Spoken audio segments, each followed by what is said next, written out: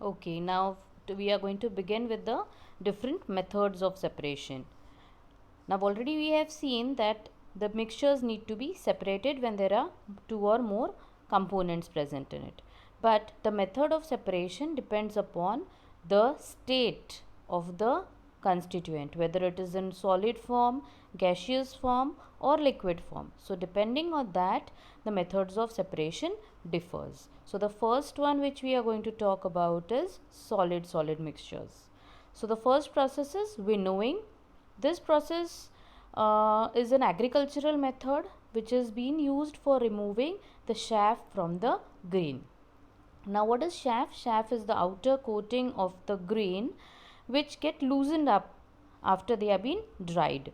So before winnowing also there is one process of loosening the seeds or the chaff which is known as threshing. This threshing process is done to loosen the grain or the seeds from the husk, and then winnowing is being done. Okay, after that is been loosened up. Now in the picture you can see that the lady is standing on a height and she is being removing the chaff or the outer coating of the grains with the help of the wind which is blowing. So this is how the lower we can say the part of the grain which is loosened up, the chaff which is lighter in weight, it flies away along with the wind and the grains fall down at a particular place. So this is how they both are being separated from each other. Then the next method is hand picking method. It is the simplest method of separation. You might have seen your mother doing that, where she brings the grocery from the shop and then she separates out the pebbles or unwanted things which are present in the useful material which she needs. Okay, she picks up the pebbles, broken grains and insects if they are present from the rice, wheat or pulses by just picking it by hand. Okay, then we have three methods like sieving. Sieving also is a very simple method. You might have observed it and even you might have done that. Okay, so in this process again two solids are there, which is one which is a wanted substance, means a substance, a desired substance, and the other is the unwanted substance. So this is how we can separate putting into a wired mesh.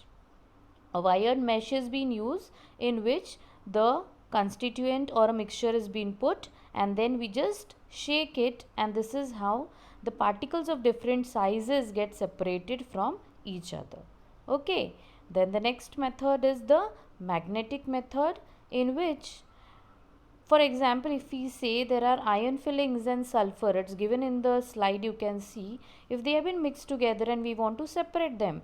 Now out of this you can just point out that iron filling is a metallic substance, okay, which get attracted towards the magnet. So if we just move a magnet around a mixture, all the magnetic substance will get attracted towards it, and this is how they both will get separated. Now this magnetic separation method is mostly used for separating the garbage from, or we can say the segregating different waste material which are collected on the landfills. There are many metallic things put in the garbage along with the biodegradable things. So when we want to separate them, we just have a crane in which a big magnet is being attached and is just being moved on the landfill. This magnet attracts all the magnetic things or metallic thing towards it, and this is how they get separated. Okay, the last method is the sublimation method. Now sublimation is a process in which the solid, instead of changing into a liquid form, it directly moves to the gaseous state. This process is known as sublimation, where the solid directly changes to liquid. Camphor is the best example for it. You might have seen camphor, kapur mostly, which we use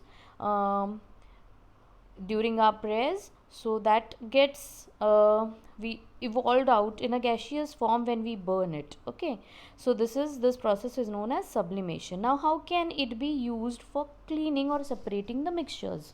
So for example, in your textbook there is an activity being given where sand is being mixed along with a ammonium chloride. Okay, mixture of sand and ammonium chloride is there, where we need to separate both of them. Even in the diagram you can see it's been given. Okay, so this is the diagrammatic representation which is being shown, in which a china dish is being kept, in that a mixture is being kept of ammonium chloride, which is solid in form, and along with the sand particles, both of them, and an inverted funnel is being kept on it. And that inverted funnel, the mouth of the inverted funnel is closed with the cotton wool, so that it does not get evaporated out in the atmosphere. Whatever ammonium chloride is present, it does not get evaporated. For that reason, the cotton plug is being kept on it. And what happens is, when we start burning it, when we put a flame below this apparatus or the assembly which we have kept, the ammonium chloride changes into vapors, and only the sand remains at the bottom of the china dish. So this is how the both elements, that is the ammonium chloride and the sand, get separated from each other. Okay, all of you have understood what are the different methods of separation used for solids and solids.